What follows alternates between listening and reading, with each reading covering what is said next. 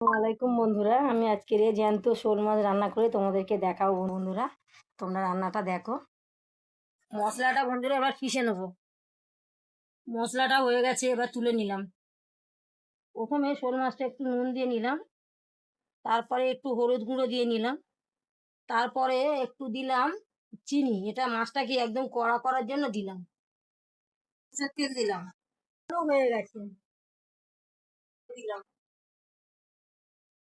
এবার মাছটা ছেড়ে দিলাম, ভাজা হয়ে গেছে। জিরে দিয়ে দিলাম, সর্ষে বাটা, কাঁচা লঙ্কা রেখে তা বাটাটা দিয়ে দিলাম।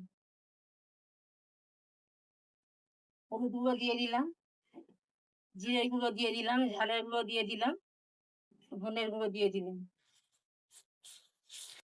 ও ভালো করে কষে দেবো, দিয়ে দিলাম।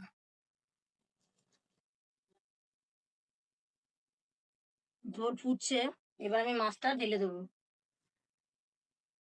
দিয়ে ঢাকাটা দিয়ে দেবো। রান্না হয়ে গেছে। শোল মাছের ঝোল কেউ বলবেন এটা একদম খাসির ঝোল। বন্ধুরা একবার রান্না করে খেয়ে দেখলে বুঝতে পারে বন্ধুরা, জিনিসটা দেখো কি সুন্দর।